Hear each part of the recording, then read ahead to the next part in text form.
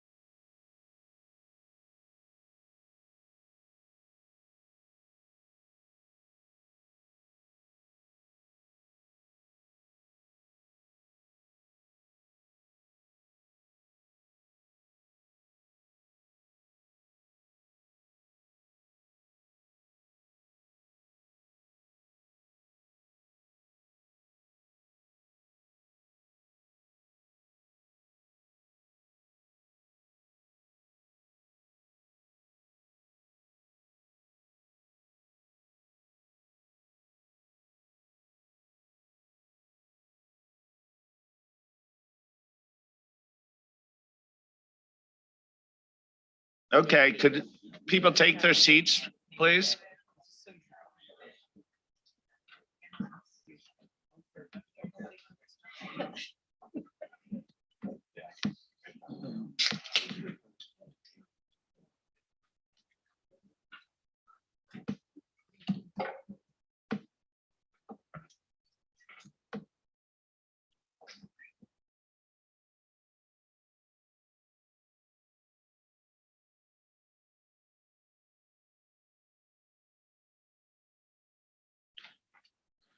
Good morning, everyone.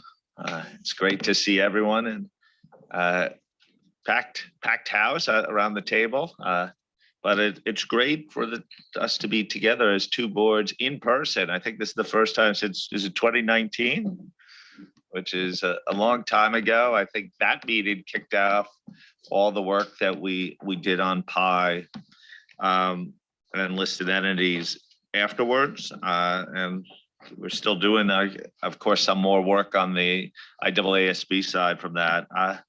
And it's great to be joined by Gabriella and for me, all our IAASB colleagues. So welcome. I'm just sort of thinking about 4 years ago, there was a sense that the two boards needed to do more together. And I think our slides today will definitely show that, and you probably feel it, the huge uptick in coordination and activity since then.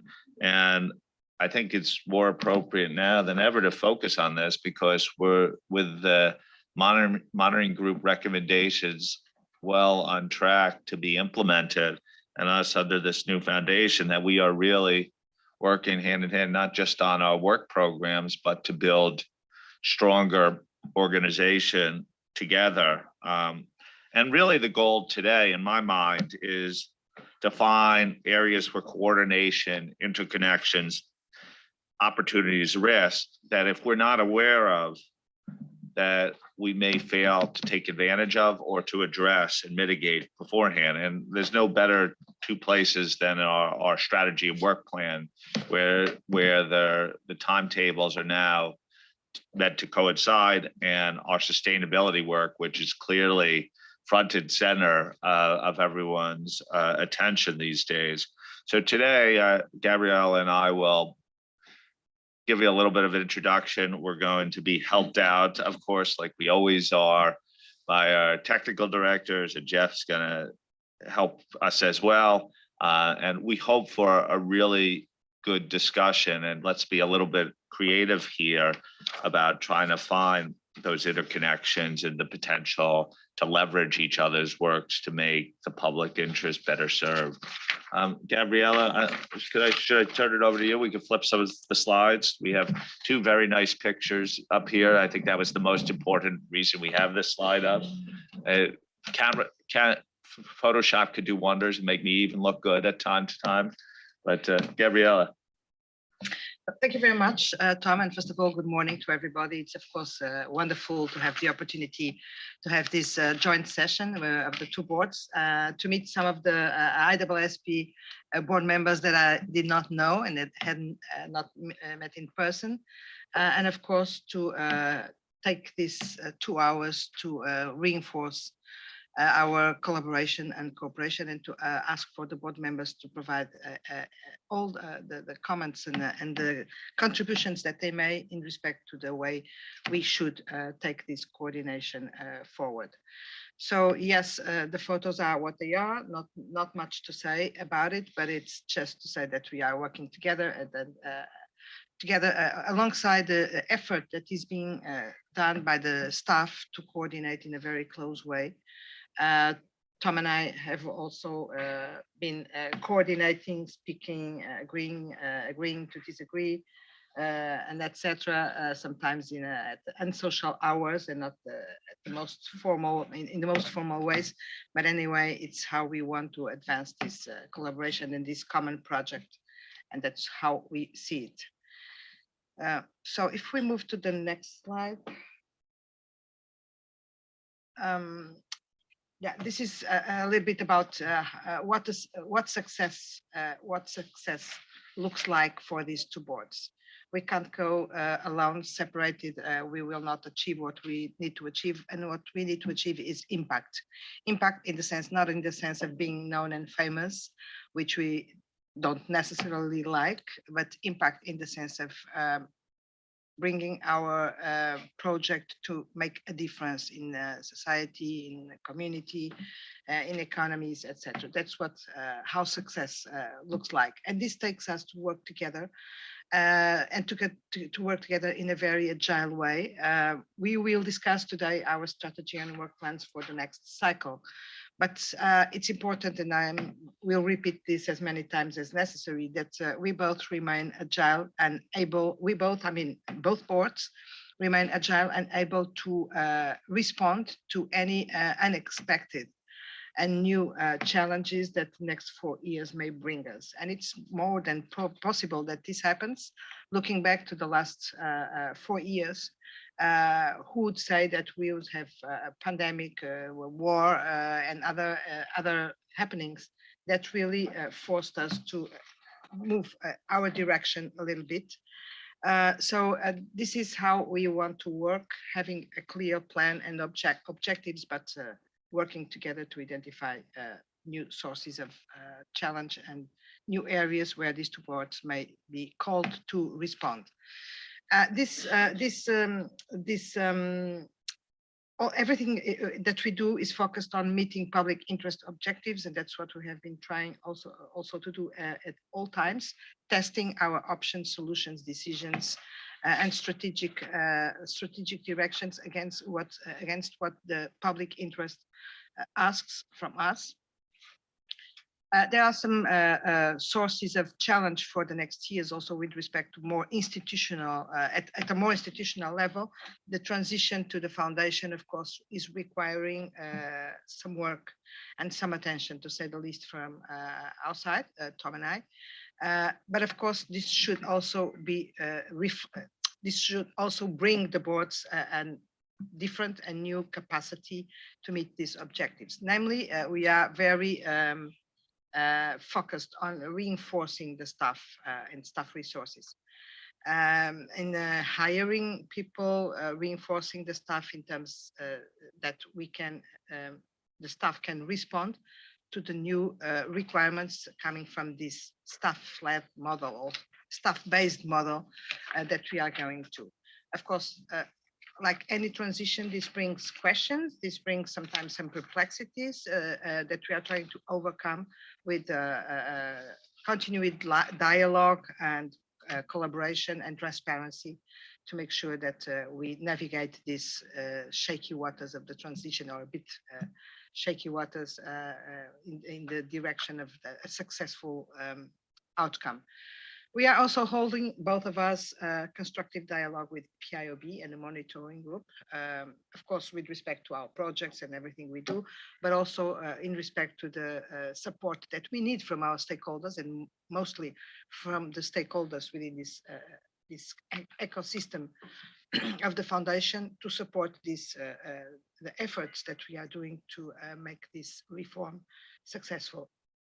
And lastly, but not least, of course, we are continuing to have a close and strong link with IFAC, which is under this project of transitioning to a new model, providing us services under a service level agreement that we have agreed with IFAC. So this collaboration also continues, of course, and will be there for all times and for all the reasons. And with this, I'll pass to Tom for the next slide. Yeah, if you flip the slide. So, you know, just to highlight, as I said, we've made significant efforts to coordinate on a number of key projects. And on this slide, you see that where the touch points have led to positive results.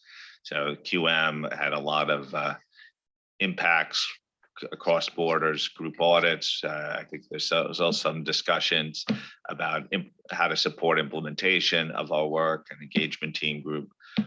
Listed entity PI, we're very much committed to our track 2 project, and audits of LCE will obviously has benefited from our dialogue with the IAASB team. There's a lot of also going on, sustainability, use of experts, fraud, going concern, audit evidence, technology. You know, one of the things that when I was interviewing for the job, the monitoring group reforms were being discussed, and there was some talk about the role of the 2 boards and whether there should be 1 board. But I think we wanted to prove that actually 2 boards makes a lot of sense, and that if you can make them work well together, you get a more positive outcome. And I think, you know, that's what we're trying to do and demonstrate, and we're doing a pretty good job at it right now. But we're always in a world of trying to be continuous improvement. So today is really about remaining alert to the emerging or unanticipated developments in the environment. You know, we can't anticipate things that are unknown, but we could be structured in such a way and culturally prepared to act in an agile manner when things do arise. And I think there is a lot of goodwill that has been built up between the 2 boards over the last few years, and it's for us to act. And I think the strategy, work plan, and sustainability offers us 2 real good test case for that. So we're going to turn to the strategy and work plan. I think Gabriella is going to introduce sort of the question we want to have you think about, and then Billy is going to, and Jeff, Billy, and Ken are going to help us on some of the topics, and then we'll invite conversation. Yes, right. Thank you, Tom. Essentially, this session will be focused on what we think are the 2 main topics for collaboration and opportunities for collaboration between the 2 boards, which is the strategy and work plan of each board, and the sustainability projects. This is, of course, without prejudice to any other thing that the board members may want to raise after this discussion, and that they think that it's necessary to address. But our proposal and suggestion is that, at least for the first part of the session, we address these 2 topics. And the strategy and work plan is actually a strategic topic for us in terms of coordination. We have heard from our stakeholders. We have a call for better and even more intense coordination with respect to our strategy and work plans in 2 senses. One, to make sure that all the opportunities and projects and work streams that we identify as being relevant are coordinated upfront between the 2 boards in terms of identifying what is necessary in terms of coordination, what are the impacts that one project may have on the other board, what does it take, not only in terms of substance, but also in terms of resources, allocation, timelines, etc. Secondly, our stakeholders are calling us to be also coordinated with respect to the projects that we are undertaking, deadlines, etc., which does not mean that we have to be the same. It just means that this has to be meaningful and agile also for the stakeholders. So this is the effort that we are making. This, I think it's the first time I'm new, relatively new still in this world, but I think that this is the first time that the two strategy and work plan cycles will be fully aligned. Correct me, Tom, if I'm wrong. And this is also a step forward in direction of what our stakeholders have been asking us. So next slide, please.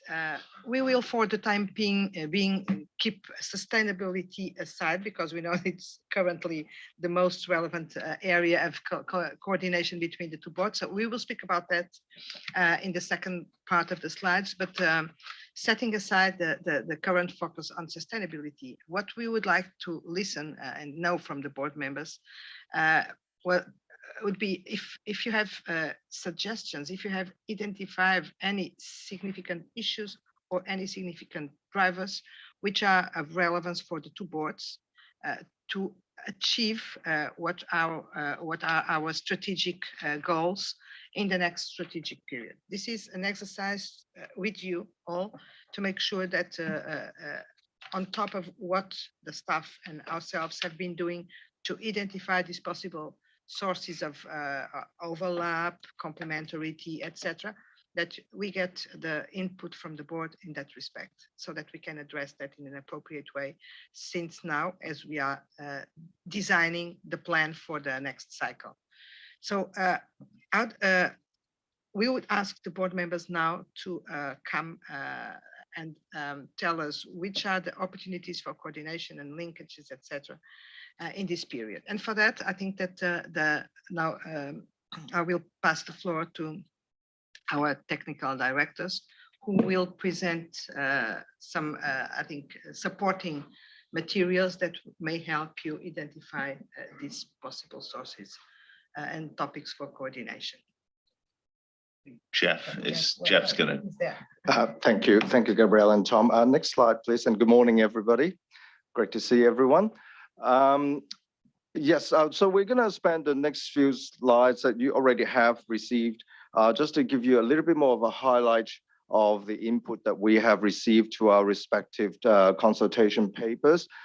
In terms of timeline, of course, we both released our consultation papers in the first part of the year, and we're pretty much lined up now. And so we, of course, looking at finalizing our respective SWPs at end of this year. What is not on that timeline, perhaps I would say that whilst the two boards did not get a chance to meet last year, the two boards planning committees did meet last year, particularly to talk about the SWP back in October last year. And it was a very fruitful and robust discussion. We highlighted, of course, the importance of sustainability, but there's also a recognition that the two boards, in terms of the coordination are really, we need to coordinate at a strategic level, which is what we're all doing now.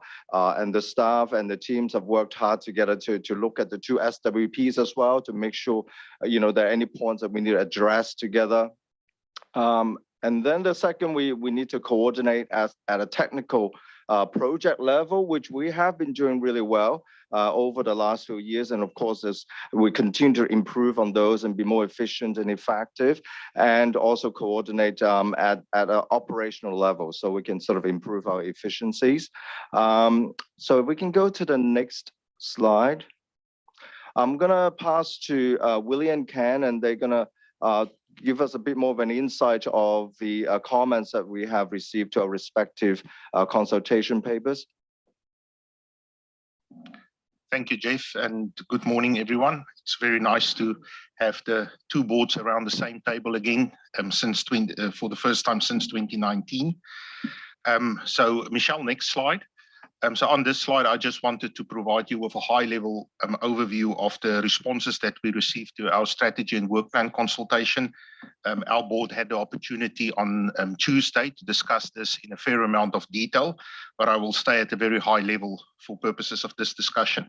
So I think generally we received a lot of support for our strategy and work plan.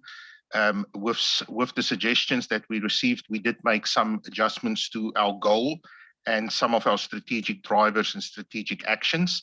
And I think on the work plan element side, we did ask our respondents that going forward, we see that we will focus on, we will have two main focus areas, audits and reviews, and sustainability and other assurance engagements. And I think that resonated with our stakeholders, and we will retain that. However, there was calls that we need to give it a bit of an indication in terms of how much time and resources will be allocated to each. So we are proposing an estimate of around 70% on audits and reviews and around 30% on sustainability and other assurance engagements. I think in both consultations, there were questions about coordination with the other board, and Jeff will talk about that a little bit later.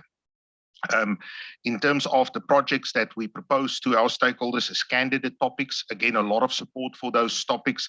I think only one topic based on the qualifying criteria that we used will not qualify to come onto the work plan, and that's joint audits.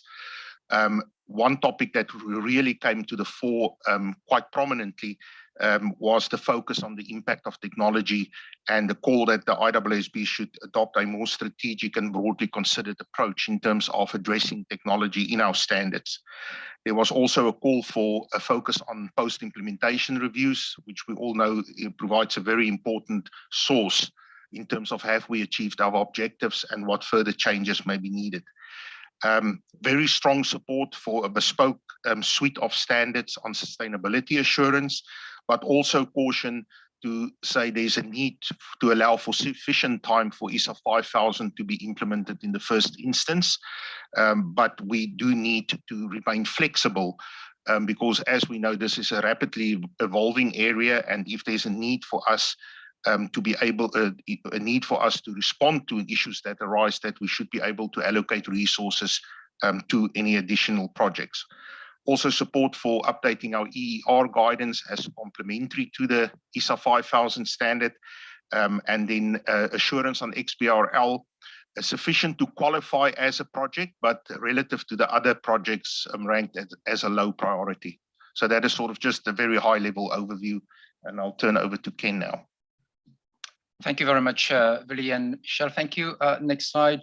So in terms of what we've heard on our strategy and work plan consultation paper from our respondents, generally, I would say whatever Willie has just shared, there is commonality in terms of the feedback we've received at a high level on some of the important considerations stakeholders have in mind whenever they think about the work that our board is doing. First of all, in terms of the way we had articulated our strategic drivers and themes from an ethics and independence perspective, generate broad understanding and broad support in terms of the direction we've painted from our environmental scan and analysis.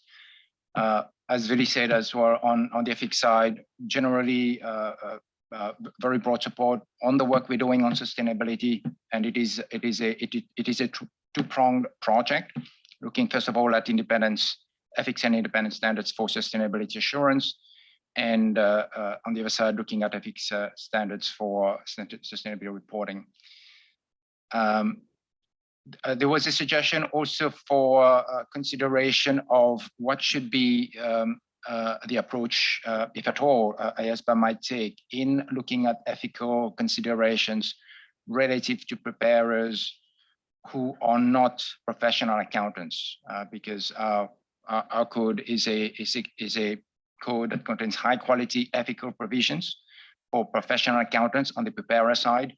And many stakeholders have recognized that there is a bit of an imbalance in terms of what is expected of professional accountants in business on the preparer side relative to those who are undertaking similar professional activities but are not subject to similar ethical expectations or requirements.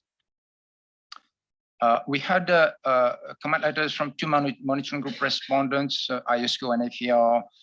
They continue to emphasize to IAASB not to let the foot off the gas pedal, so to speak, and to continue to have a laser focus on enhancing the quality and clarity of the code, especially in the area of audit independence.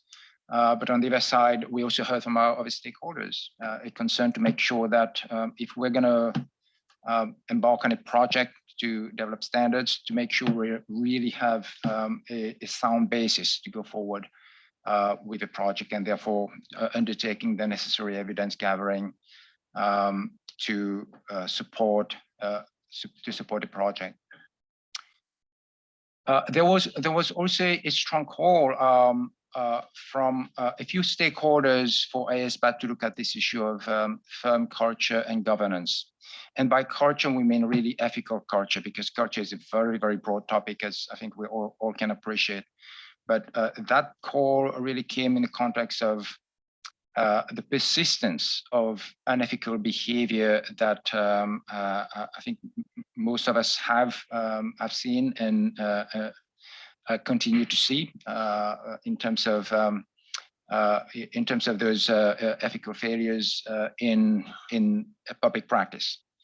And the call is for IAASB to look at this issue as soon as possible. And yesterday we had a very robust discussion at our board.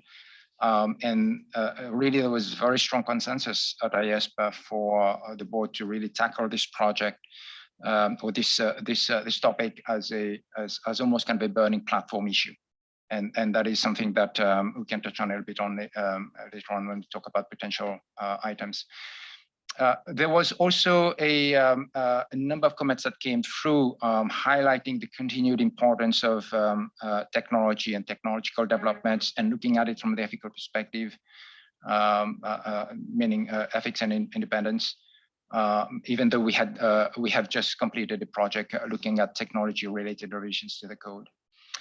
Like Billy said, also PIRs, post-implementation reviews, a number of stakeholders continue to highlight these as an important part of the board's strategy and work plan. And finally, stakeholder engagement and coordination with others, including IAASB, also continued emphasis from our stakeholders to continue to spend time and continue to be focused on those two prongs of our strategic initiatives. So I'll pass the floor now to Jeff to talk to the next slide. Thank you, Ken. I'm just going to give you some summary and just key input, I suppose, we've received in terms of our two boards coordination. And of course, we have received comments about coordination with other global standard setters and other standard setters as well, of course. I would say just some overall observations. Of course, these are all very good comments that we have received, and you would note even from there some of the key comments. You know, there are a lot of similarities between the two the comments to the two boards consultation on this topic on SSB coordination. I guess another observation is, you know, some of them are more directing at a strategic levels, whereas others are more directing at perhaps more at a technical level that we need to really engage each other when we get to those projects. The first point you see there in terms of adopting a systematic approach to our coordination efforts on the IAASB side, of course, we are doing that, and that's why we're here, as we mentioned earlier. I think some of the other suggestions, like aligning our project timelines and effective dates, aligning definitions as closely as possible. I think these are all very good suggestions that we do need to look at and really need to listen to some of our stakeholders in terms of when they do adopt, particularly from an adoption and implementation perspective, you know, what would be more effective and efficient for our stakeholders. If you go down the list a little bit more on leveraging joint outreach activities, and you see the same comments on both sides, we have been doing that, and I would perhaps point to you know, our sustainability project. Early in the year, when IAASB had our roundtable discussions, we invited IAASB representatives to come and share with with the participants, the IAASB sustainability projects, and of course, equally, as IAASB now is having its roundtables, you have invited us to have IAASB representation in these roundtables as well, and it is really important. So our stakeholders can see how these projects are working together, and so we can perhaps consider, so they can perhaps consider some of these issues in a more holistic way. And of course, the last one, opportunities for joint and complementary actions and broadening coordinations efforts to other international standard setters. Again, I think these are very good suggestions that we will take on board, and we will continue to think about these issues as we work through the next strategy period, which we are going to get to now. So Willie and Ken is going to talk through some of the opportunities going forward for coordination. Thank you very much, Jeff. So if you could move to the next slide, Michelle. Yeah, I'll start first, and Willie will come after me in terms of the ongoing projects. The 3 items you see on the slide here, well, the first 2, our colleagues on IAASB will be generally familiar with them. Sustainability, certainly everybody knows that there's a lot of work that is already happening on the coordination front. At basically all the levels, whether it's the chair level, the task force level, staff level. And I won't say too much there because we're going to come back to that in the second half of our conversation. Use of expert, it is a project that is ongoing. It is already underway. In fact, Laurie on my right chairs that project. And we will be having a discussion on this project, in fact, on our board agenda later this morning. But this project came about because a number of questions had been raised in terms of what the independence expectations ought to be relative to the use of experts, first of all, in an audit / assurance context, and also looking at it a bit more holistically on the preparer side, when PAs, accountants, professional accountants make use of experts. The question arose particularly in the context of our project on group audits, engagement in group audits, when we looked at the different categories of individuals who could be part of, first of all, the engagement team, and secondly, the audit or the assurance team. So it's a bit of a technical issue, but we're looking at it from the independence perspective, the objectivity perspective, and really finding what is endeavoring to find a way that's going to respond to the public interest questions that have been raised relative to, again, those expectations for independence in quotes, versus making sure that those provisions are going to be implementable and operable. The third item there, collective investment vehicles, CIVs, and pension funds, as well as investment company complexes. This topic arose in the context of our PI project, when our board looked at revising the definition of a public interest entity. Our board went out, first of all, with a proposal to include CIVs, pension funds, as part of our mandatory categories of PIs. But we heard back from our respondents, from stakeholders who really were a bit concerned about the potential burden of including that category in our mandatory list, because of the diversity of collective investment vehicles and pension funds as well around the world, and what sort of burden that would place on national standard setters in implementing that PI definition if it were to include collective investment vehicles. So what our board committed to do was to look at the topic of CIVs and pension funds separately as a separate project, and look at it holistically.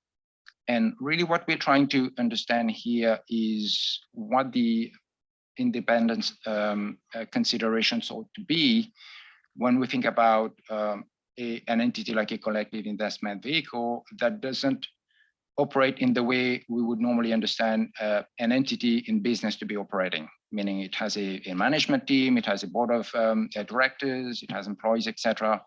And it's all a kind of one self-contained unit. Whereas in a collective investment vehicle situation, you take a mutual fund, for example, well, it's got different parties who are involved. You have the trustees, you have the managers, you have the advisors, and and how do they work together? What are the interactions? What are the relationships? And how do we look at those relationships from an independence perspective? The topic of investment company complexes is related, but it is slightly different in the sense that this is more thinking about concepts like hedge funds and private equity funds, and even potentially sovereign wealth funds. You know, these are complexes, investment company complexes. And when we look at this in the context of the audit and as well as independence, how should we look at those? Well, from the IASB perspective, is going to be looking at the independence issues. How do we look at those relationships within that complex from a related entity perspective in terms of our definition of a related entity? Because from the code perspective, we look at it through the lens of related entities. So I'll pause here and I'll maybe pass it over to Vili to take us through the items on the IAASB. Thank you, Ken. And similarly to the IAASB, on our side, we obviously have also a number of projects that we will be carrying into the new strategy period, and that will be ongoing at the beginning of 2024. I think sustainability speaks for itself. And I think all four the other projects that we have listed there in terms of our current work plan are fairly mature in terms of the level of coordination that has already taken place. Because on ISA 500 and going concern, those have both already been exposed. So there was obviously a high level of coordination going into the exposure drafts, and we are busy processing the comments now on those two. And we expect that the coordination will obviously be ongoing. Similarly, for the last two projects listed there, listed entity and PI, we are continuing with our track 2 of our project.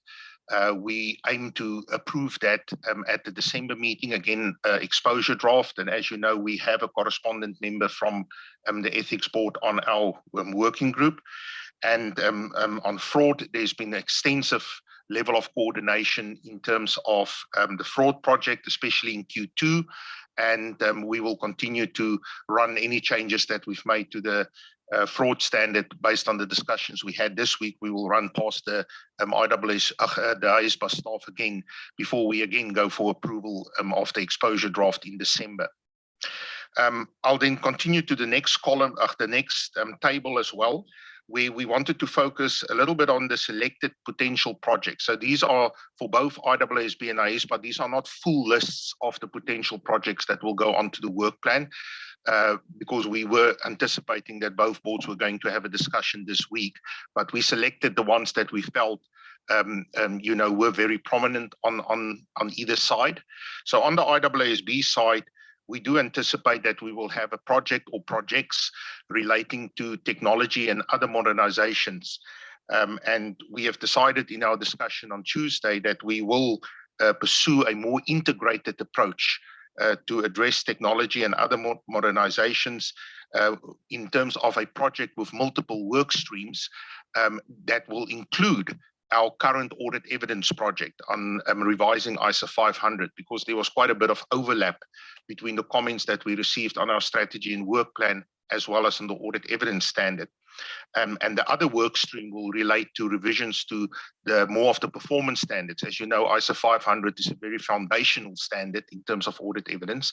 And then we will pursue revisions to some of the prominent performance standards, especially from focus on technology as well, in terms of ISA 330 and some targeted standards in the ISA 500 series. Another topic that came out as quite prominent is a project to revise ISA 320, the standard on materiality.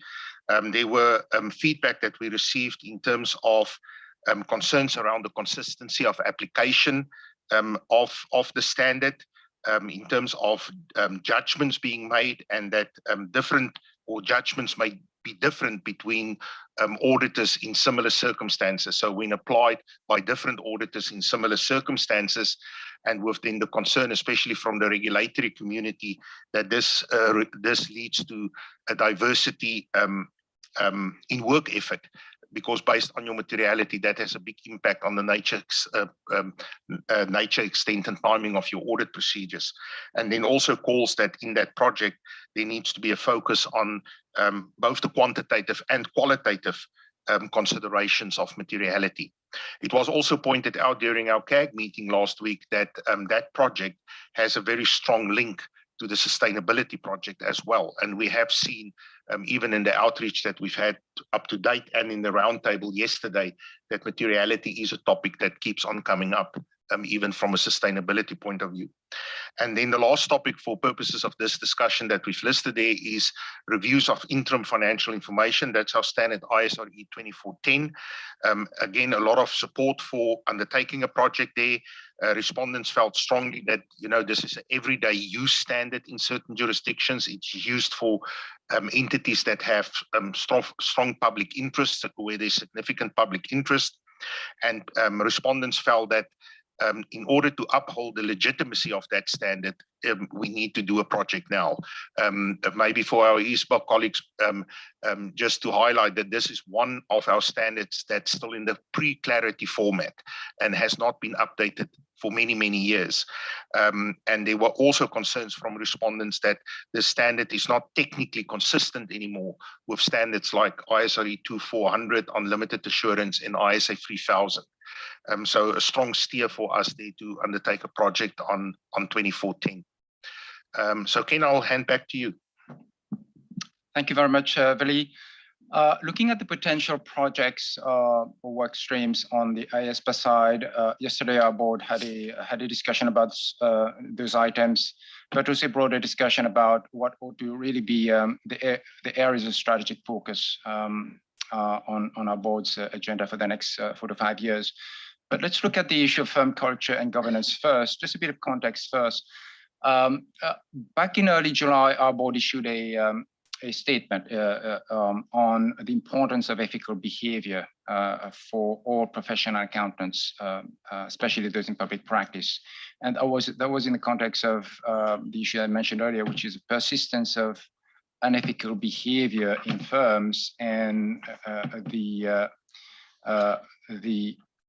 element of urgency in addressing that sort of issue in the public interest.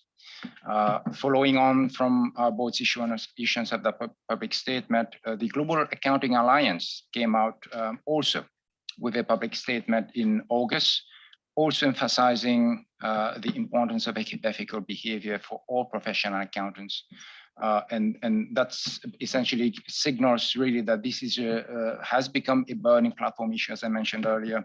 And that is what our board sort of discussed yesterday. And there was really strong consensus around the table for IAASB to look at this issue, to really do the appropriate research, the analysis of what might be some of the root causes, and really making an assessment and analysis as to whether there needs to be anything done within the code to deal with the issue of firm culture, and really to bring it to the forefront of what firms think about as they pursue their business. It is a leadership issue because culture at the end of the day is directly connected to the tone at the top. And the code, as it stands today, does speak, I would say, relatively briefly on the issue of culture and the issue of leadership, but is there more that needs to be done? And that is really what this is about. It is going to be a work stream. There's no conclusion as to whether it's going to be a project, but IAASB is going to look at this fairly extensively through the research, through stakeholder engagement, and also look at the related topic of governance and how culture connects with governance and what role governance can play in bringing about a stronger ethical culture within firms. The other topic that our board talked about is the issue of the role of CFOs and other senior PIBs. This topic is really starting from the professional accountant side, looking at the evolving role and responsibilities of CFOs and senior PIBs. And as we all appreciate, CFOs really are under are operating in a very fast-moving environment, especially with sustainability. It's really no longer a role that is primarily focused on financial reporting. That continues to be important, but they are pivoting. They have to pivot towards really understanding what's happening on the sustainability reporting side, and they have to bring it all together, because that's what they are called to do. They are at the center of it. And as we think about the evolving nature of their role,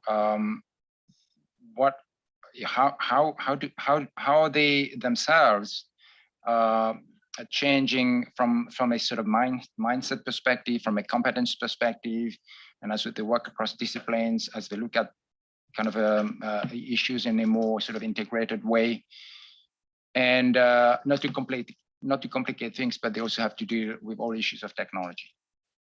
And they have to deal with cybersecurity, cyber risk, cyber crime. They have to bring technology into the mix as well. So that is an issue that we have agreed needs to be looked at. It is not an independent issue per se. It is looking at the ethics provisions. But related to this issue is the matter I mentioned earlier, which is about what we heard from our stakeholders on our consultation paper. And many stakeholders said, well, yes, if PIBs are going to have very high expectations of ethical behavior, what about individuals who operate in similar roles, perform similar activities, but yet are not subject to an equivalent bar of ethical standards? And that also was a topic that generated strong discussion on our board yesterday. It is an issue that our board agreed would need to be addressed as a strategic issue as well. So that is going to be a focus of IAASB as we move into the finalization of our strategy and work plan in the fourth quarter in terms of how we articulate that strategy. The third item, business relationships, that is a topic that our board has identified as part of the consultation process. This topic is really looking at the concept of a business relationship. It is not defined in our code. It is described for examples, which is kind of a funny way to do it, if I can put it that way. But it is a section in our code that has been long-standing, and it needs to be looked at again in the context of how firms have evolved in terms of how they engage with their clients from a business standpoint. It is not just about whether they are undertaking joint ventures with their clients, but it is really looking at any and all commercial arrangements they might have with their clients. And how do we then define a business relationship in that context, and how do we look at it from an independence perspective? And the final item, audit firm, audit client relationship. It was teed up as a holistic look at the precisely that relationship between the firm and the audit client from an independence perspective. But a very specific question that our board will be looking at is whether within the code we ought to change the concept of an audit client to put the right focus on who the auditor is serving, because audit client very often is perceived to be referring to management or the board of directors of the entity. And is that really the message you want to get across in the code? So if there is going to be a very specific question that will be addressed as part of that question, it is that question. Should we change the concept of audit client and call it something else? So I will pause here. Maybe I'll pass it to Gabriela then to tee up the questions for discussion. Thank you. Thank you very much, Jeff, Billy, and Ken, for this detailed presentation. I'm not going to add anything because now it's time to listen to you. So I'd open here the floor for any comments, suggestions, questions that the two boards may have. Christelle, please. Thank you. During the presentation, I did not quite understand if it was already organized, the coordination on the technology side, but on what we call the the upstream work that we do on observing what's happening and to what extent it can impact our work, I think it should be common. So if it's not already, this is a source of synergies, I would say. Thank you, Christelle. This is mostly to identify topics for coordination, but what I would say, and I'll ask the staff to directors to add anything to this. I think that this is being coordinated as needed as we go. The IAASB has currently a working group that is monitoring the developments, not exactly a project or whatsoever, but of course, if anything comes to our attention through the working group or the EA, IOC, etc., that needs to be coordinated, of course, this will be done and is being done. Thank you. Gabriella, I can maybe just add to that on the IAASB side. We have a technology consultation group, and there is coordination at the level of that group and the staff level with the ethics board. And we have even in our feedback that our board discussed on, I think it was Tuesday, on ED 500, we've already recognized that we need to have a closer look at the completed technology work that ethics has done, as well as your ongoing work. So we are very conscious that technology is also going to have a very key effect in terms of the new projects that we're going to take on. So I think that will certainly be an area of coordination. Thank you, Billy. Eric Turner, please.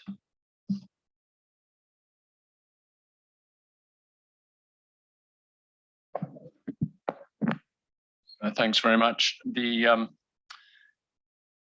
thing that I've encountered a lot over the years as new standards are issued by the auditing board is the need to communicate with management and those charged with governance about the implications of a new auditing standard. And as I was listening to a lot of the work here, it occurred to me that there may be some linkages with the ethical standards for both the auditors and management and those charged with governance as new standards are issued. And I wondered if there was an opportunity for the two boards to work together, say, for example, when the new fraud standard is issued, whether there's something that could be done on a joint basis to talk about what are the ethical standards from a management perspective related to fraud, and how that might impact the new auditing standard and how auditors are going to be working under that new standard. It just seemed to me that that might be helpful in the public interest for everyone to kind of understand their roles in dealing with, say, fraud or that kind of thing. Thanks. Thank you very much. On our side, let me just tell you that the communication with those charged with governance is one of the topics that was on our consultation paper, and it's on our radar. We will see how we will address it, but this can be possibly a way of addressing the topic in coordination with you. Can you want to? Just a very quick reaction to Eric's suggestion, which I think is excellent. Precisely in the context of our discussion at our board yesterday, we talked about this issue of potentially enlarging the scope of the code beyond professional accountants. And we have that vision, but how do we get there? Well, before we can even get there, we have to make sure that those we are targeting actually understand what the standards are about, and when we think about management, they are not all professional accountants. Management is a very heterogeneous group that comprises both accountants and non-accountants. And yes, I can easily see as you're raising awareness about what's changed from an ISA 240 perspective, let's make sure they also understand the ethical expectations from an ISBA code perspective. That's a very good suggestion. Thank you, Ken. Mark Babington, please. Thank you. It's very clear from the presentations that we've received that both boards have done a lot, and both boards are very ambitious to do a lot more. One of the things that strikes me as a difference between these boards and, say, the IASB and the ISSB is they invest a lot of their resource in implementation support. Do you think there is a scope for both boards to perhaps copy that, particularly because there have been such significant changes and there are some really big items on the forward programme? And do you think it would also be a good way of further embedding coordination and cooperation between the boards on explaining not just how an individual standard works, but how it fits into the whole package of auditing assurance and ethical standards that we need the profession to use effectively? Mark, that's a good point. The real issue as it relates to implementation guide is one of prioritization and resources. A commitment, having set up a lot of the educational programs at the IFRS Foundation, is we made a very significant investment, monetary investment, and you know, if we're thinking about where we put our resources currently, like the focus has really been on rebuilding the staff complement. So I think it's a really good question to ask. Is there demand in the marketplace and value to do that? Would we shift resources for that? If you have no expansion of resources, do you take from one to give to another? Or do we need to have incremental resources that would support such a regime? And I think those are all good points. Our basic assumption, though, during this strategy process is that our resources, financial resources, are on a steady climb, thanks to the generous support and maybe some incremental support, but not a step change difference. Thank you very much. Diane, please. Thank you. And thanks, first of all, for the opportunity to get together and have this discussion. I want to carry on a bit of what Eric said. And Eric, I think, had a great solution. What I was struggling with when I looked at the blue box, lower right-hand corner, all four of those I found quite interesting. And when you think about the relationship that auditors have with CFOs and audit committees, it's critically important, right? Do we understand each other? Can we work through things together? I think, Ken, your comment about do they understand their ethical responsibilities, and I was struggling with how would you work through that, and I think Eric's solution might be an eloquent way to remind folks about that. But I really want to echo and offer my support for your revisiting the role of the CFO. I think their role is changing, their skill set is changing, what they need to understand, how they work within the silos of their organization. I think interesting discussion about an audit client and what that means. And when I come back to us, I think a bit about client continuance and how we think through the conditions that may influence our decision to continue a relationship or to part ways. And I do think that's, although not on our agenda, Willie, I do think this is an important aspect of what drives audit quality is, are you working with the right folks, and are those relationships where they need to be? So just want to offer my support for those items. I thought they're quite on point. Thank you. Thank you very much for that, Diane. And if we think a little bit about it, all of them are related. So that's also why we are still thinking how to address these topics, but because it may happen that they are not addressed in a separated projects. We don't know. There are strong links between them. Thank you for that. Edo, please. Yes, thank you, Gabrielle. It was discussed earlier on where in the context of the listed entity and PI project where we used correspondent board members.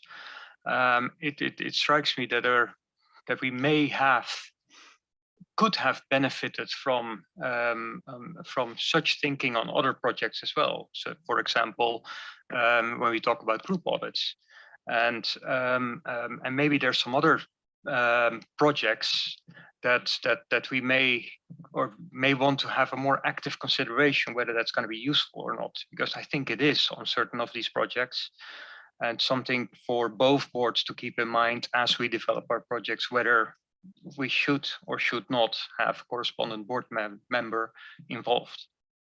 Thank you.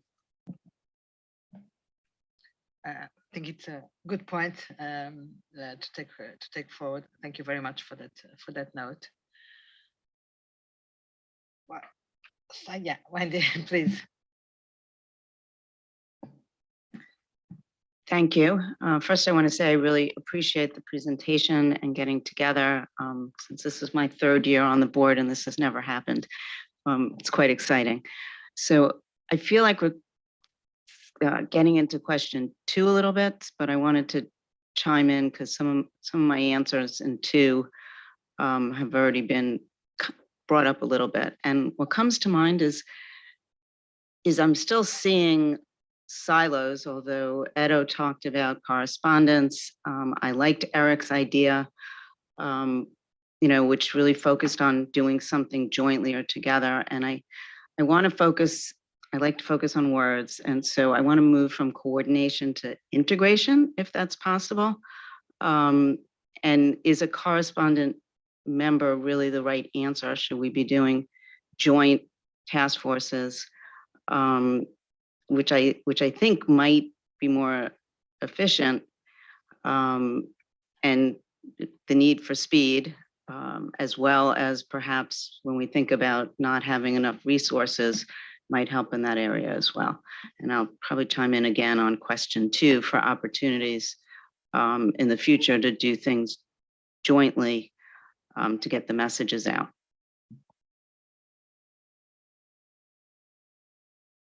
Thank you very much, Wendy. And we noted again. Any other comments, suggestions, questions? Well, if not, thank you very much for these comments. That of course we will take on board and discuss further between the 2 boards and the staffs and chairs. Trying to make this coordination possibly evolving into an integration as suggested, taking it in a very serious way and to make the best out of it. If there are no other comments, I would give the floor to Tom now to move, and we move to the next topic in our agenda. So just on Wendy, that last point, one of the things that's very much that's on our mind too is the way we're working and under the new foundation structure, and also this move towards more staff directed. We have to figure out a new term for it. Staff led, we all know what it means, but obviously the board makes the decisions on projects. But if we're moving to more of a world where staff is driving content and task forces, as we know, are sort of morphing into something else, it may change the way that the 2 staffs work together as they develop a project. So thinking about more coordination between that, and actually probably would reduce some of the bureaucratic elements for coordination or integration, as you would like us to term. So just a thought on my mind, and just put it in context, which both boards are very much focused on the role of staff and the development of projects going forward. I think that James wants to say something.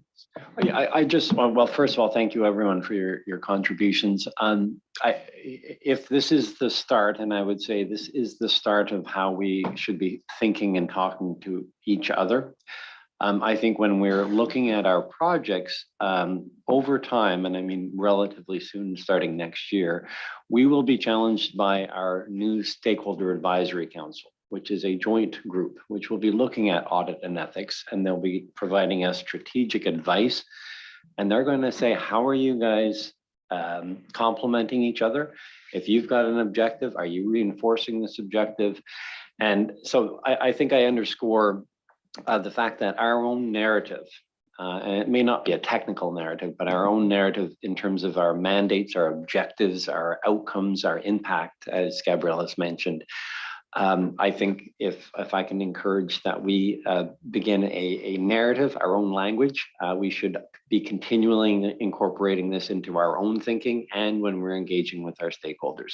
But I do look forward to our Stakeholder Advisory Council, which will be looking at us in a coordinated or a joint manner. We also continue to meet with our national standard setters. We talk a little bit about guidance, reaching out to management, explaining the impact of audit and ethics in a complementary way. We will be encouraging our national standard setters, our counterparts that are also audit and ethics, but their coordination at the local level. Because I think the voice into management, into the practitioner community, into the investor community should also be coordinated at the local level. Thanks. Thanks, James. If we could move the slides probably 2 forward. Thank you. So I think everyone's well aware that we're doing a bunch of work on sustainability, and our commitment is highly integrated to both public officials and the general stakeholder community. I feel like as they say, preaching to the choir on this slide, but we talked about this quite a bit in our roundtables yesterday. Or from an IAASB standpoint, our standards are very much premised on a commitment to ethics and independent standards. It is fundamental to the way we've drafted ISA 5000. I think there was unanimous support. Obviously, there was some questions about implementation in our standard yesterday, particularly from non-accounting practitioners. But everything is premised on a foundation of ethics and independent standards, and then the reported and assurance standards go hand in hand. And we continue to very much coordinate as our board with reported standard setters, whether it be the IAASB, GRI, Europe through FRAG, and others on that regard. So, this is something we're all very much committed to. We have no choice but to make sure that our standards work together, and that this foundational element of ethics standards that underpin reported and assurance standards very much remains together. And I know that both the task force, our task forces and your task forces are through different work streams are working together, and that the staff teams are coordinated. And I'm sure between now and the finalization of our standards, there will be some challenging issues, but there is a lot of good intent on our side to resolve them. And so one of the things that we want to do today is identify maybe things that are not immediately apparent, or things that keep you up at night as you think about our pathway to finalization in 2024, what could go right and what could go wrong in producing and meeting our public interest objective. And so what's sort of nice right now, we're at a period of stability from the IAASB standpoint. Our exposure drafts out there, we're out for consultation. Both boards will benefit from the input. And I think I'm going to turn it over to Billy and sort of just to give a brief update on where we stand and what issues are most arising. Thank you, Tom. Michelle, you can go to the next slide. So just a quick recap in terms of the status of ISA 5000. So we issued the exposure draft on the 2nd of August with a consultation period of 120 days, which will close on December 1.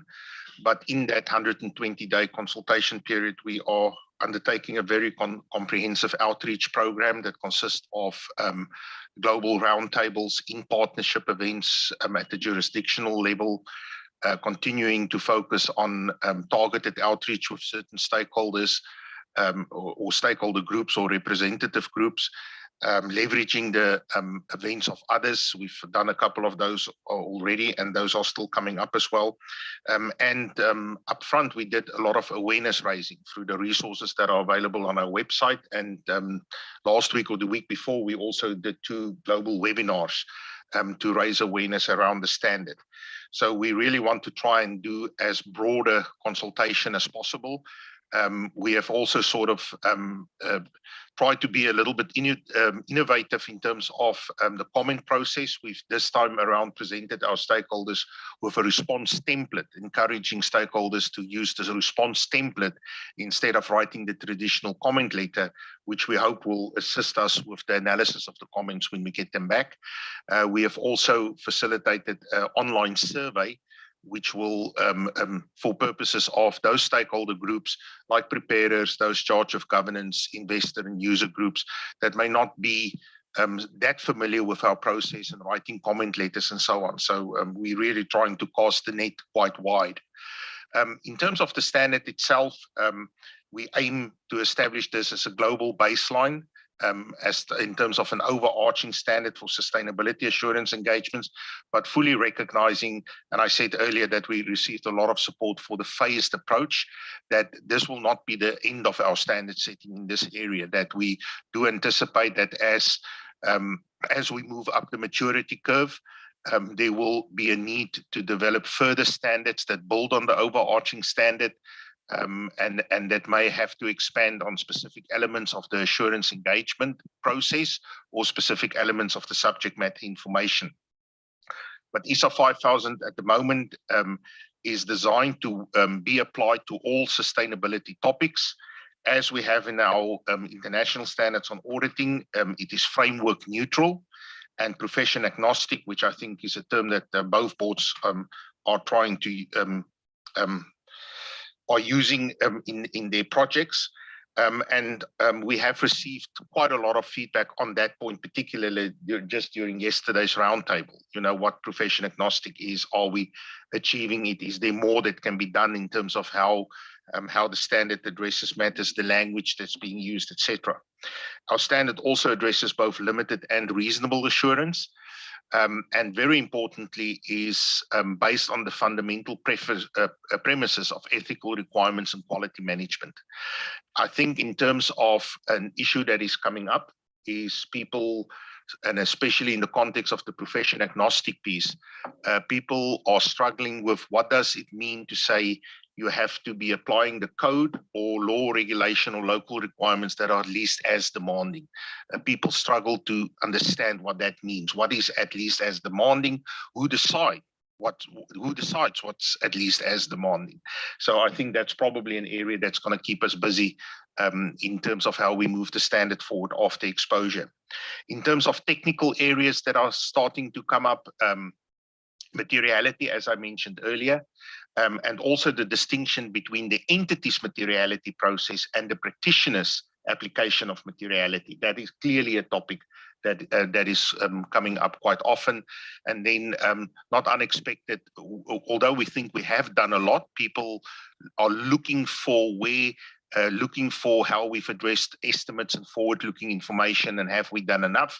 And then the other one that again I think we think we've done enough is the whole concept of value chain information and group or consolidated sustainability information. It was interesting in the one group yesterday, there was sort of an indication that the value chain piece is a bigger concern than the group piece. It seems as if people with the principles can figure out the consolidated information, but it's the value chain piece. As soon as you go outside the boundaries of the organization, that's the issue. How we're going to move forward is December 1, our consultation period will close, so it will be a busy period over December, January, February for us. Targeted approval of the standard is September 2024. We've, in the exposure draft, suggested an implementation period of at least 18 months, with early adoption permitted and encouraged. But obviously, as we know with standard setting projects, the final effective date we can only determine once we see what we get back and how the project unfolds after that. Thank you, Tom. Right. I think And I'm handing it over to Ken now. Yes, thank you very much, Tom. So next slide, please, Michelle. So on the IASBA side, yes, our board has been very, very busy this week on our sustainability project. We're looking at both assurance and reporting, as Tom spoke with earlier. So it's really looking across the spectrum of assurance and reporting. The top line or the top part of this slide contains some key overarching considerations that I think it's useful to just remind everyone around the table here, and especially our colleagues on IAASB. Just as you are proceeding relative to ISA 5000 professional agnostic standards, that is also the case for the standards we're developing for sustainability assurance, the ethics and independent standards, meaning to say those standards will apply no matter who's doing the assurance work, whether they are auditors or non-auditors. And importantly, those standards will be at the level of the standards that apply to audits of financial statements. So equivalent level for audits will also apply to sustainability assurance engagements. We are going to package and present the new standards for sustainability assurance engagements, both the ethics and the independence components, within a new part 5 that will sit within the code itself. So it's not going to be separated out, but it is going to be contained in the one code. And as I mentioned, applicable to all sustainability assurance practitioners. And on the reporting side, yes, it is going to apply to professional accountants, but the broad issues that our board believes it is crucial to have ethics provisions addressing the reporting side, because this is really where all issues start. It is about really addressing the behaviors of all of those who are involved in preparing the sustainability disclosures or sustainability information. In this first phase, if I can call it that, we are going to address those standards to professional accountants, because IASBA recognizes that this is a broader issue than just looking at professional accountants. And as I mentioned earlier, we understand, we recognize that there are a lot of stakeholders out there who are concerned that the high bar of ethics standards that apply to accountants in business on the preparer side don't also apply to individuals who are performing the same activities on their side. So we're going to look at this as a strategic issue, perhaps in the next phase of our strategy and work plan, in our new strategy and work plan, looking at the applicability of the ethics standards across a preparer landscape. And finally, framework neutral, absolutely, there's global standards, so they won't be tied into any particular reporting framework or assurance framework for that matter. Timeline, we are aiming for finalization of the standards by December 24 next year. But before then, working from there, an exposure draft, hopefully ready for our board's approval by this December. We will have clearly to think about how much of a lead time to give to adoption and implementation. This question has not been debated yet. We're going to have to work out what might be the options. You know, you mentioned 18 months, and maybe that's an issue for coordination between our two boards. So I will pause here and maybe I'll turn it back to Tom. Okay, great. If you turn aside, we'll get to the discussion. Again, going back to how I set this out is on the first hand, is like, where do you see the opportunities in this work stream, sustainability or future assurance work streams going forward? And what keeps you up at night? Like what will be a hurdle for us to overcome as we're trying to create an integrated package towards the end of 2024? And then to date in this area, are there any lessons that we should be taking to heart that could make our future work even better going forward? So I'd welcome any comments or input. Andy.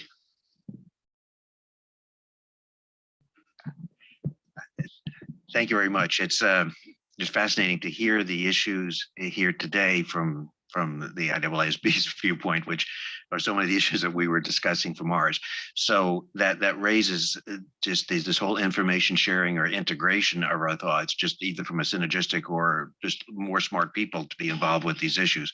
You know, certainly the focus of IAASB is on assurance, and we have a broader to deal with assurance and with other aspects. But the things that really concern me are some of the ones brought up about the premise of the quality management and the questions that you asked about what does it mean and who decides what it means. I would add, and what happens if they aren't equivalent? What are the implications there? But the one that I don't know if we need to have just a separate some sort of robust sharing of information between our two boards to put a lot of intellectual thought behind this value chain aspect, because the value chain aspect does cause me great concerns.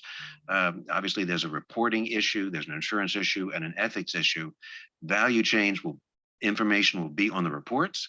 It's not controlled, of course, by the reporting entity. It's overlapping with other reporting entities.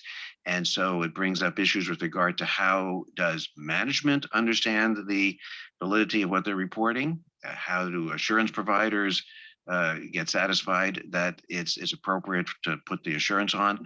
And then ethically, you know, from an independent standpoint or from an internal standpoint, what does that mean? And it's a kind of a new world, and it would be terrific if there was a integration, I like that word, of at least thought or synergistic of sharing, because these are very significant issues that I think could be some C-level with regard to the new world of value chain, which is wholly different than items coming out of the internal control systems of reporting entities. So those are the quality management value chains are the ones that concern me greatly. Yeah, on that topic yesterday, we had quite a bit of discussion, and the idea, maybe Josephine, I'll call upon you to give a little texture about it, and the sense of as you get further away outside the corporate entity, further down the value chain, how it's difficult to have like a binary of yes or no. It's that, and how does that fit with current constructs that we have in our standards? Josephine, I don't know if you have any. No, that's right in terms of value chain. But so the only thing I would add there, Andy, yesterday, in terms of the quality management principles and ethical principles, and some of this issue we have with what does it mean at least as demanding, it still came through very loud and clear that everybody supported that was the right thing, which is really, you know, and that's the key. So we those foundational principles are still critical. And that was from, you know, the group one, which is the practitioners, whether or not from an audit firm, and the group two, which were the investor preparer community as well. So absolutely behind it, but you just need to help us understand what is this at least as demanding? And to your point, what if it isn't? And who's monitoring that and enforcing that? So it's good. Thanks, Tom. Good morning, everyone. My name is Kai Martin from the IAASB. As a general comment, I very much support the boards seeking to cooperate on projects. And coming back, Tom, to your question, whether there's any lessons which we have learned from the current IAASB-IESBA sustainability project. I think there's one main lesson I would take, that there is a kind of need to be early consultation on fundamental issues that affect both boards. So for example, definitions, if I'm informed rightly, this issue has been also raised by the CACs. Thanks. Thank you. Diane? So to the question of what keeps me up at night, I think I heard yesterday a good discussion about the ethical standards, same comments that have already been said, so I won't repeat that. The other one is independence. I think as this reporting evolves and there's varying levels of knowledge, I'll just leave it at that the role of the auditor, and are they truly independent and they're not in a position where they are helping to compile or helping to lead or helping to prepare disclosures. I think it can get a bit, there's a risk perhaps that could get gray as companies are looking for expert advice And does that expert advice come from the person who's then going to put an opinion on that? So I do think thinking about independence and clear separation of responsibility might be also something to noodle on, as we say. Thanks. Our noodler in chief of our board, Isabel. Yes, hello everybody. So on this topic of sustainability, ethics, independence, and assurance matter are really interconnected. And we could see that yesterday in the roundtable we had, but it's also true in the questions that people are asking me on sustainability assurance every day. So in this kind of gathering, the one we have here today together, the great thing is that we can try to think out of the box. And I was thinking on the example of what we did in France at the time of COVID. So many questions were occurring all over the place. And we had the joint frequently asked questions from several boards. And we had ethical questions, we had the legal questions, we had the risk questions, we had the assurance questions, all together in the same set of frequently asked questions. So why not, when all projects will be finalized, to try to reach out to our stakeholders with common frequently asked questions or common guide, because everybody is asking for guides and answers. Thank you. Thank you. Sue? Thanks very much. And firstly, I probably should have stepped in earlier to just recognise that as chair of the PI task force, I appreciate the coordination and the work from Sung Nam and Jeff and the team. It's really added, and we've been able to, I think, work very effectively together in that kind of way. In relation to sustainability, I had a couple of observations really. Firstly, is that in such an evolving area, we are both trying to reach out to quite different stakeholder groups than perhaps we've traditionally been engaging with, and getting to those people is quite hard. And I just wondered whether there's more opportunity for us to genuinely do that jointly. Because if we can reach out to those people, we should take advantage of the opportunity to present a range of questions. And then I think one of my takeaways from the roundtables we had yesterday was there's obviously a desire for lots more guidance in all kinds of areas. And I do think there's probably an opportunity there. I think what Isabel was saying about joint FAQs, again, it's the same people who are asking the same questions. So we could work on that together.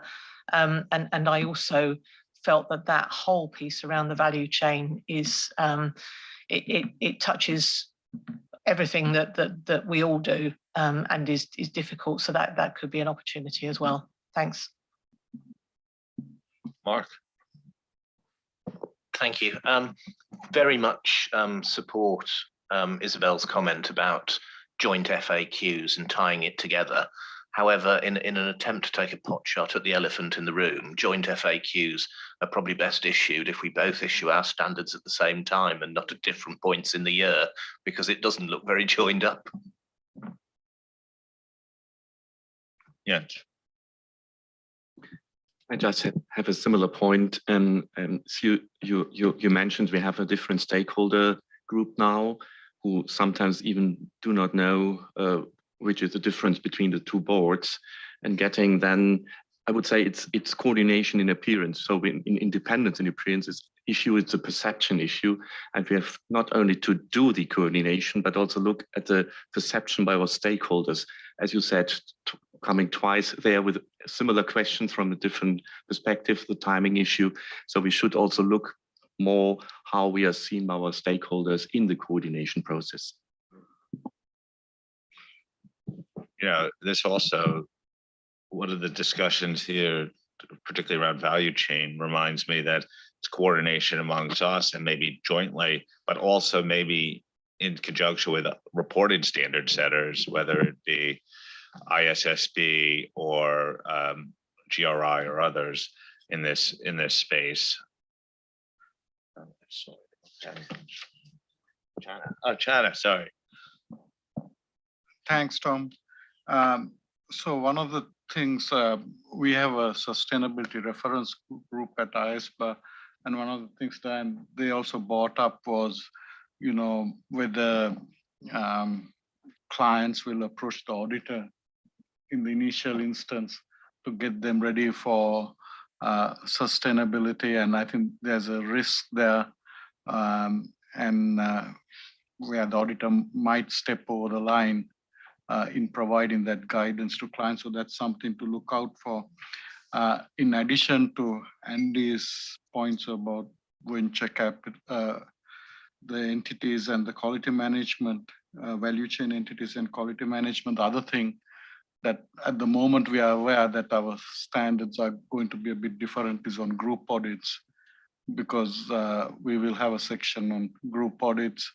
And then that raises the question, would outside stakeholders really perceive as that this as a coordinated effort? So that would be something that keeps me awake at night. Richard?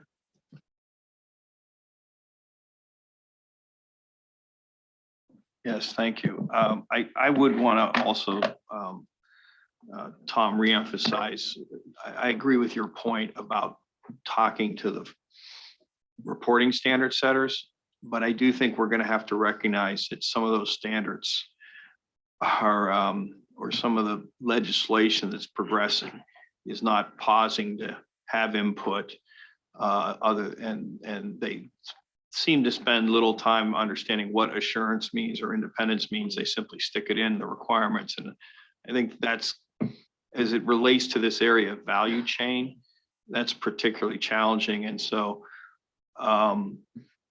we've been working on value chain the last 24 hours, some more. I know Willie mentioned that.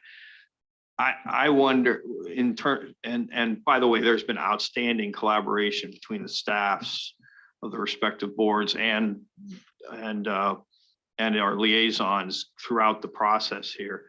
But I'd be curious to see if what we hear, and if we can jointly hear, what you start to see coming in your early comment letters about value chain, because this is, as Andy said, I think this is our most challenging area collectively, is how to deal with that. So thank you. Tanya?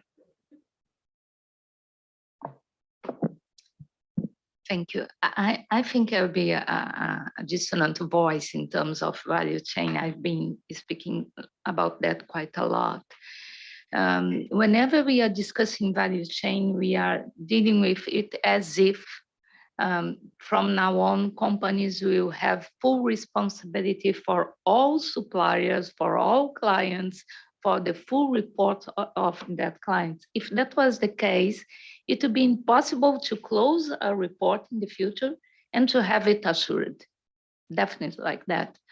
So we should be a little bit more cautious, because in the great majority of the circumstance, those suppliers are small and medium companies, are not listed companies that have no obligation at all of reporting.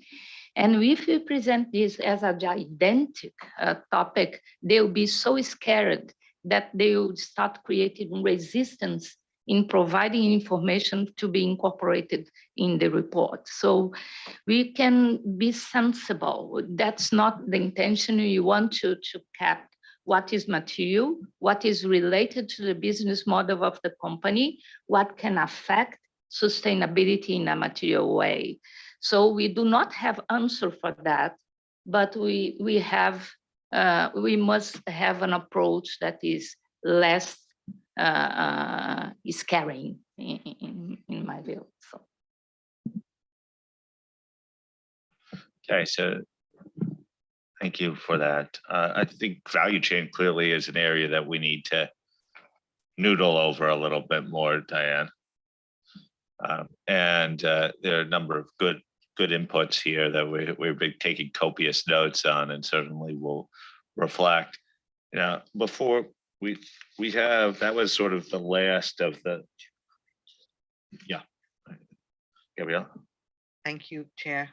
Just one comment on my side. Thank you very much for these very interesting and rich comments. I just would like to add One thing, Ken mentioned the fact that we are also developing ethics standards for sustainability reporting. We are aware that this is probably not an area where that will require direct and immediate coordination between the two boards, but it should be taken as a background for all the work that the IASBA is doing, and that may translate into some options that by themselves need coordination with the IAASB. And one of the cases is definition. So this is just to raise awareness that our scope is not exactly the same. We have a different scope, and some of the decisions that we are making and options may be led by the fact that we have a different scope. Second topic, more high level, is that this coordination is important for all reasons that have been mentioned here. Most important one is for the quality of the projects and their ability to meet the public interest, but from a more methodological or procedural, if I may say so, perspective. This also helps, I think, the PIOB to have a more integrated vision and understanding of what both boards are doing. There are a lot of situations that the PIOB will have to address at a certain moment and for certain purposes. And it's important that they are allowed to have an integrated vision of the projects or the decisions of the two boards or whatever happens, because of course this simplifies their life, but the main purpose is that they have the entire and clear understanding of what we are doing together. Thank you.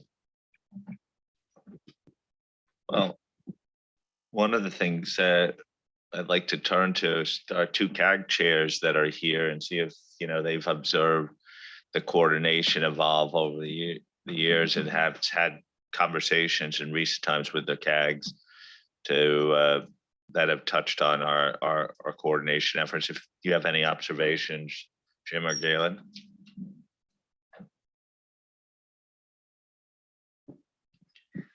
Thanks, Tom. I think my observation is a lot of the issues, and I'm also on the IASBA CAG, that we're dealing with in terms of sustainability. Some of the others, we're seeing more coordination, and there is the need to have that coordination because there's so many related topics that cross over. So I think we're seeing some of that progress, and this meeting would be a good example of that. Yeah, thank you so much, Tom. And I couldn't agree more with Jim on that. I've been a member of the both CAGs for quite some time, and as we see them come to an end over the last, I would say 4 or 5 years, really been sort of a paradigm shift in terms of the way we've been thinking, or what I've been observing about the interaction of the two boards, and as these issues have bubbled up to the surface, and especially those that are touchy, sticky, difficult to deal with, that there has been much a better coordination, and I think that is a real compliment, not only the boards but also the staff that supports them. Thank you. I note that we have not 1, not 2, but 3 PIOB members in the room. Robert, welcome. Hope your journey was good, but I don't know, Janine or Tom, if you have any observations, because the PIOB clearly has encouraged us over the years to enhance our integration of activities together. Yeah, thanks, Tom. It's very good to see both boards here in the same room. It's the first opportunity that I have that. And I like to commend both boards with this coordination session to align work efforts and any projects and work streams which may require a joint effort and coordination, and projects overlapping, particularly around sustainability. A very good idea shared, how coordination and cooperation could be strengthened further in general, but also specifically for sustainability work, as was just discussed, and to address with a view to enhance effectiveness of important public interest issues in standard setting, which is of course the aim of what we're all trying to achieve collectively. So thank you very much. It was very good. I just would like to very brief, and then I'm really encouraged to see that discussion in this plenary, because there are two very big issues in the IAASB we have discussed according in terms of the sustainability. The one is a definition, and then I think that's the sustainability information definition is very, very important starting point, and my colleagues of the PIOB is insisting it should be identical. But at the same time, we understand that the definition has different objectivity, but at the same time that the two boards are presenting at the same time. So that sort of the coordination is a key. And then I think that's the discussion between two boards are very encouraging. That's the first point. And the discussion concerning the value chain is a sort of the, I can say, I'm relieved to hear that it is a big issue for the IAASB as well. And then we did have quite a lot of discussion in IAASB-IESBA as well. And then we would like to continue this sort of the coordination. Thank you very much. Thank you. Okay, well, we're just a little ahead of schedule, but I think that's a sign of the agility that we're displaying as two boards right now. But I personally want to thank everyone. I know it's been a long week for both boards, but the discussion has been really insightful and useful from my perspective. And I'm going to turn it over to Gabriella to close the session.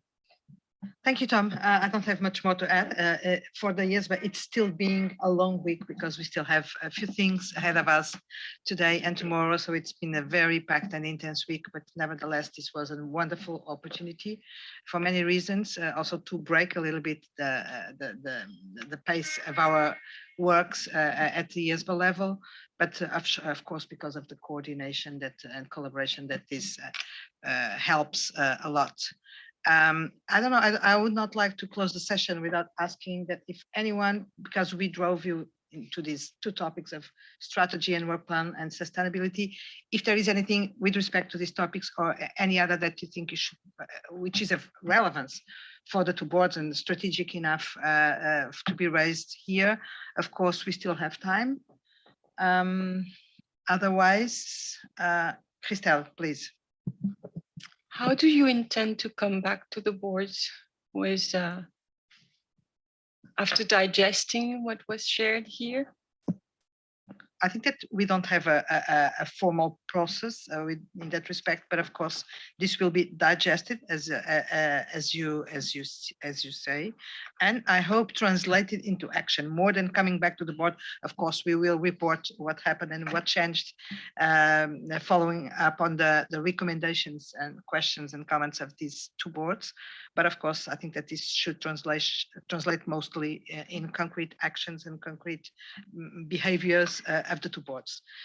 Walking the talk is, of course, critical for many reasons, because it's what allows us to use these very valuable moments to work in a better way and provide better results, but also because it's a matter of credibility of the boards if we to stick to this compromise, to this commitment to coordination. We really take it seriously. I can't resist but telling you that IASBA, we really take coordination even internally very seriously.